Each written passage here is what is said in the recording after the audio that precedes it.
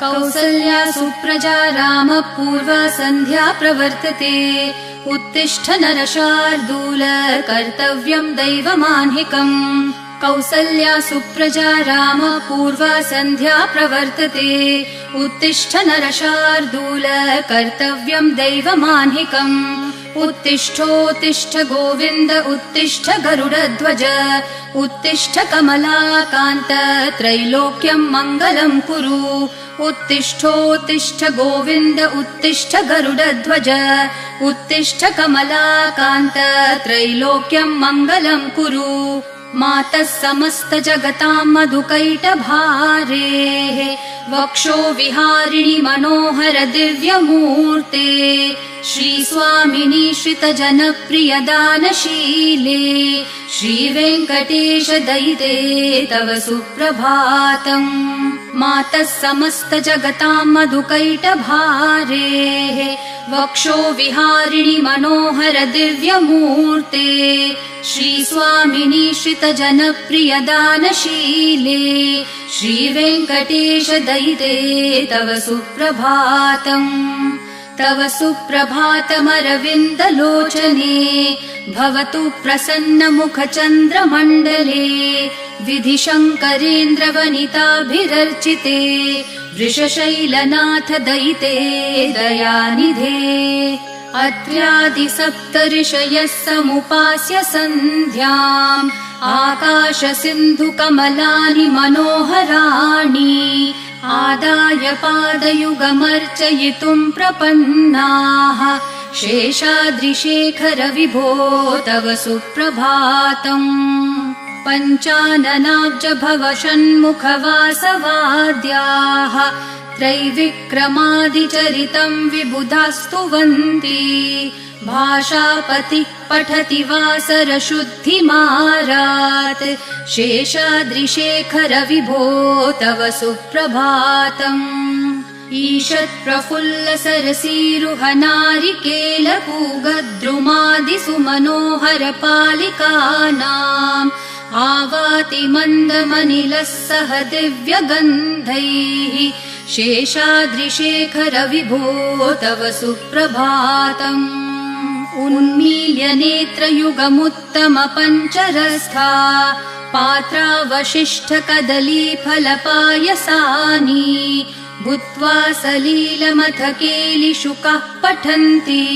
शेषाद्रिशेखर विभो तव सुप्रभातम्। तन्त्री प्रकर्ष मधुरस्वनया विपञ्च्या गायत्यनन्तचरितम् तव नारदोऽपि।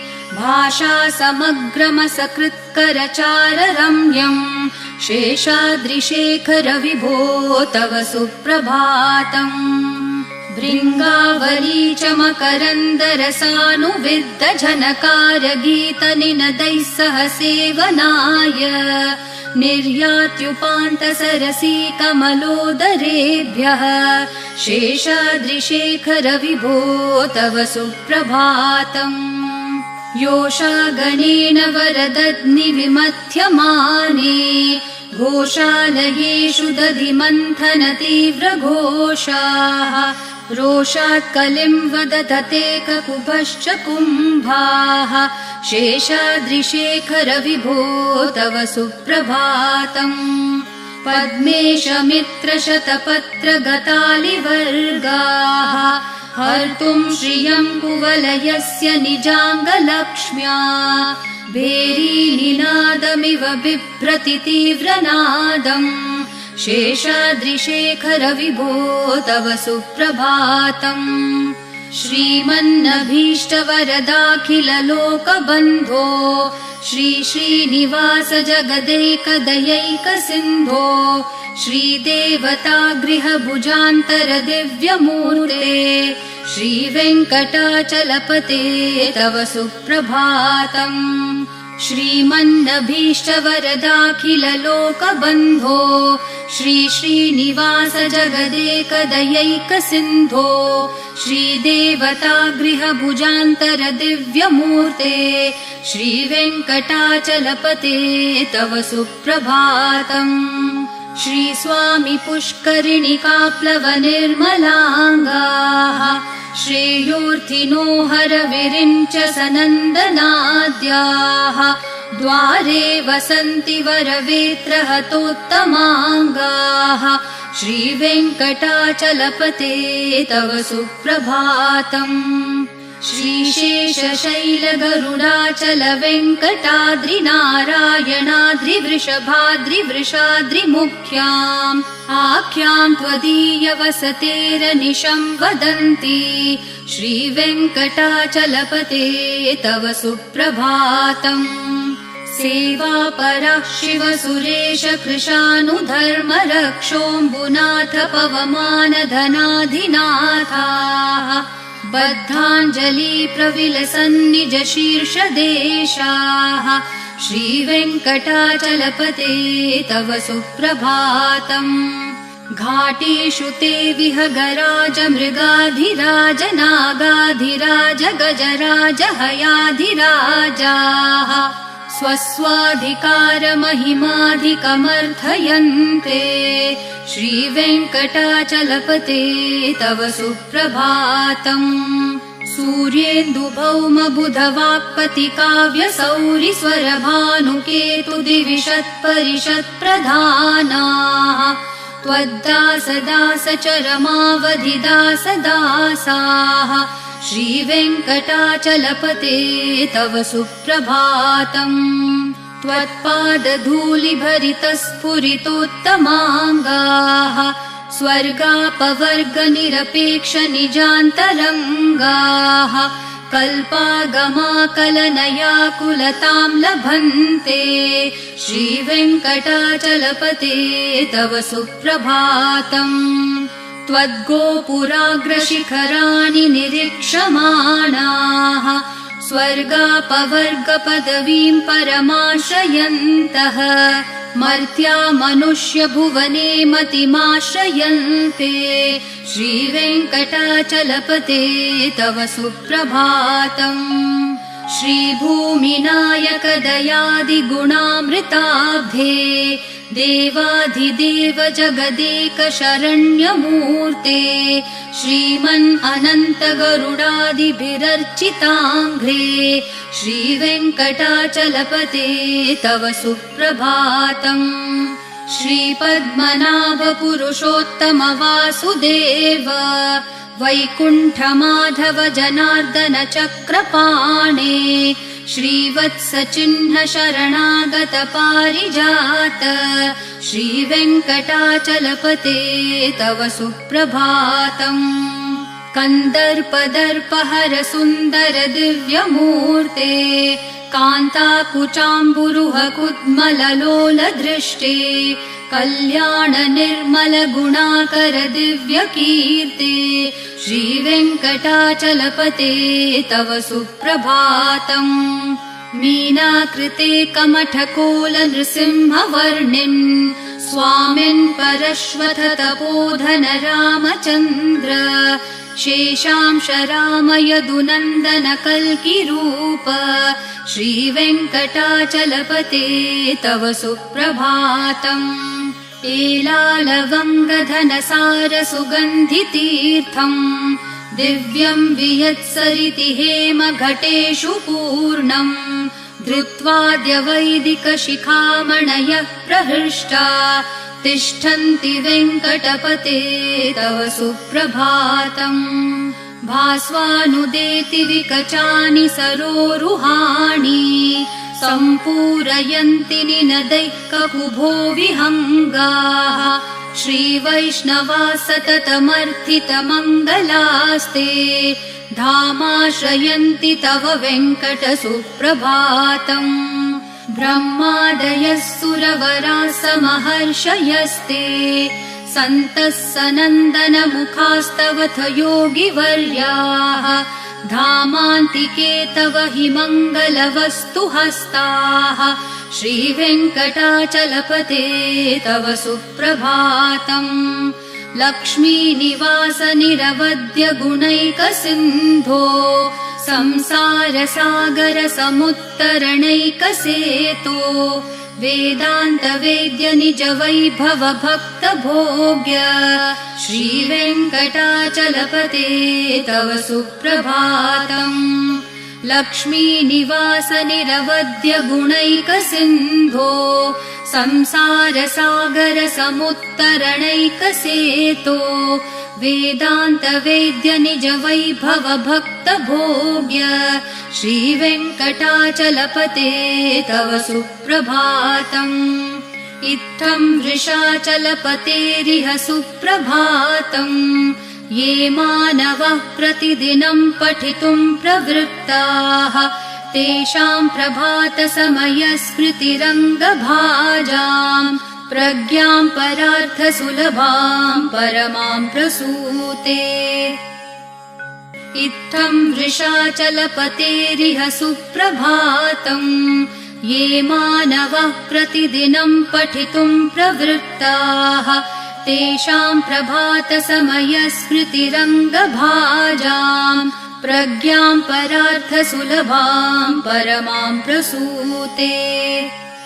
कमलाकुचूचुककुङ्कुमतो नियतारुणतातुलनीलतनो कमलायतलोचनलोकपते विजयी भव वेङ्कटशैलपते। कमलाकुचूचुककुङ्कुमतो नियतारुणतातुलनीलतनो कमलायतलोचनलोकपते विजयी भव वेङ्कटशैलपते। स चतुर्मुख षण्मुख पञ्चमुख प्रमुखाखिल दैवतमौलिमणे शरणागत वत्सल सारनिधे परिपालय मां वृषशैलपते। अतिवेलतया तव दुर्विषहै अनुवेलकृतैरपराधशतैः भरितं त्वरितं वृषशैलपते परया कृपया परिपाहि हरे। अधिवेङ्कटशैलमुदारमते जनताभिमताधिकदानरतात् परदेवतया गदितान्नगमै कमलादयितान्न परं कलये। कलवेणुरवावशगोपवधू शतकोटिवृतात् स्मरकोटिसमात् प्रतिवल्लविकाभिमतात् सुखदात् वसुदेवसुतान्न परं कलये। अभिराम गुणाकर दाशरथे जगदेकधनुर्धर धीरमते रघुनायक राम रमेश विभो वरदो भवदेव दया जलदे। अवनीतनया कमनीयकरं रजनीकर चारुमुखाम्बुरुहम् रजनीचर राजतमो मिहिरं महनीयमहं रघुराममये। सुमुखं सुहृदं सुलभं सुखदं स्वनुजं च सुखाय ममोघशरम् अपहाय रघुत्वहमन्यमहं न कथञ्चन कञ्चन जातु भजे। विना वेङ्कटेशं न नाथो न नाथ सदा वेङ्कटेशं स्मरामि स्मरामि। हरे वेङ्कटेश प्रसीद प्रसीद प्रियं वेङ्कटेश प्रयच्छ प्रयच्छ। विना वेङ्कटेशं न नाथो न नाथ सदा वेङ्कटेशं स्मरामि स्मरामि।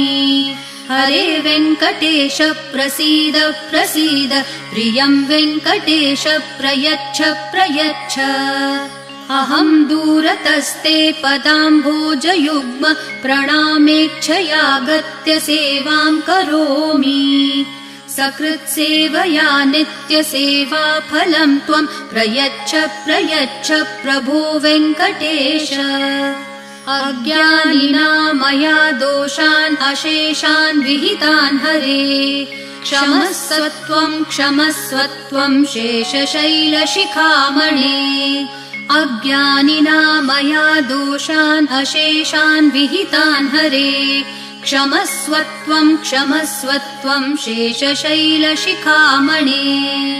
ईशानां जगतोऽस्य वेङ्कटपतेर्विष्णोः परां प्रेयसीं तद्वक्षस्थलनित्यवासरसिकां तत्क्षान्तिसंवर्धिनीं पद्मालङ्कृतपाणिपल्लवयुगां पद्मासनस्थां श्रियं वात्सल्यादिगुणोज्ज्वलां भगवतीं वन्दे जगन्मातरम् ईशानां जगतोऽस्य वेङ्कटपतेर्विष्णोः परां प्रेयसीं तद्वक्षस्थलनित्यवासरसिकां तत्क्षान्तिसंवर्धिनीं पद्मालङ्कृतपाणिपल्लवयुगां पद्मासनस्थां श्रियं वात्सल्यादिगुणोज्ज्वलां भगवतीं वन्दे जगन्मातरम् श्रीमान् कृपाजलनिधे कृत सर्वलोक सर्वज्ञ शक्तनतवत्सल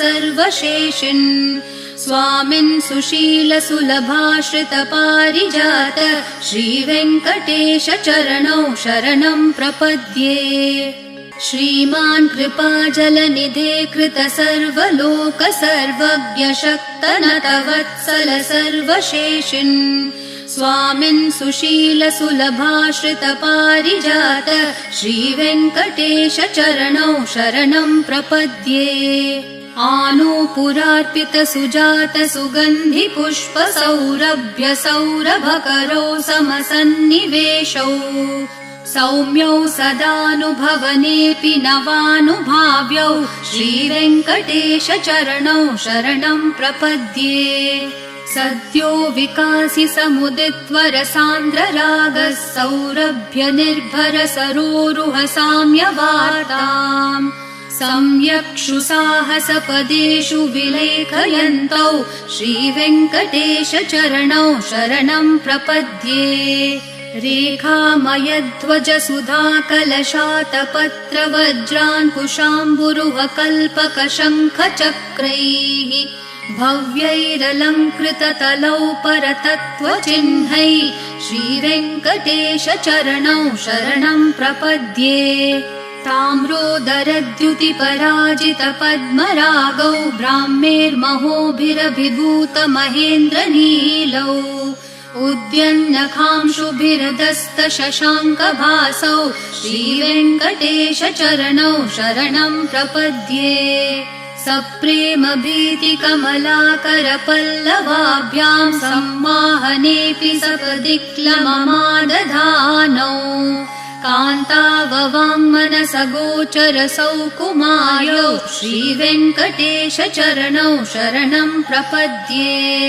लक्ष्मीमहीतदनुरूप निजानुभाव नीलादिदिव्यमहिषीकर पल्लवानाम् आरुण्यसङ्क्रमणतः किल सान्द्ररागौ श्रीवेङ्कटेश चरणौ शरणं प्रपद्ये नित्यानमद्विधि शिवादि किरीटकोटि प्रत्युक्त दीप्ति नवरत्नमः प्ररोहैः नीराजनाविधिमुदारमुपादधानौ श्रीवेङ्कटेश चरणौ शरणं प्रपद्ये विष्णोपदे परम इत्युदित प्रशंसो यौ मध्य उत्स इति भोग्यतयाप्युपातौ भूयस्ततेति तव पाणितलप्रदिष्टौ श्रीवेङ्कटेश चरणौ शरणं प्रपद्ये पार्थाय तत्सदृशसारथिना त्वयैव यौ दर्शितौ स्वचरणौ शरणं व्रजेति भूयोऽपि मह्यमिहतौ करदर्शितौ ते श्रीवेङ्कटेश चरणौ शरणं प्रपद्ये मन्मूर्धिकालियफने विकटाटवीषु श्रीवेङ्कटाद्रिशिखरे शिरसि श्रुतीनाम् चित्तेऽप्यनन्यमनसां सममाहितौ ते श्रीवेङ्कटेश चरणौ शरणं प्रपद्ये आम्लानहृष्यदवनीतलकीर्णपुष्पौ श्रीवेङ्कटाद्रिशिखराभरणायमानौ आनन्दिताखिल मनोनयनौ तवेतौ श्रीवेङ्कटेश चरणौ शरणं प्रपद्ये प्रायप्रपन्नजनता प्रथमावगाह्यो मातुस्तनाविविशिशोरमृतायमानौ प्राप्तौ परस्परतुलामतुलान्तरौ ते श्रीवेङ्कटेशचरणौ शरणं प्रपद्ये सत्त्वोत्तरैः सततसेव्यपदाम्बुजेन संसारतारकदशार्द्रदृगञ्चलेन सौम्योपयन्तृमुनिना मम दर्शितौ ते श्रीवेङ्कटेशचरणौ शरणं प्रपद्ये सत्त्वोत्तरैः सततसेव्यपदाम्बुजेन संसारतारकदशार्द्रदृगञ्चलेन सौम्योपयन्तृमुनिना मम दर्शितौ ते श्रीवेङ्कटेशचरणौ शरणं प्रपद्ये श्रीशश्रिया घटिकया त्वदुपाय भावे प्राप्ये त्वयि स्वयमुपेयतया स्फुरन्त्या नित्याश्रिताय निरवद्य गुणाय तुभ्यं स्वां किङ्करो वृषगिरीश न जातु मह्यम् श्रीशश्रिया घटिकया त्वदुपाय भावे प्राप्ये त्वयि स्वयमुपेयतया स्फुरन्त्या नित्याश्रिताय निरवद्य गुणाय तुभ्यं स्वां किङ्करो वृषगिरीश न जातु मह्यम् श्रियः कान्ताय कल्याणनिधये निधयेऽर्थिनां श्रीवेङ्कटनिवासाय श्रीनिवासाय मङ्गलम् श्रियः कान्ताय कल्याणनिधये निधयेऽर्थिनां श्रीवेङ्कटनिवासाय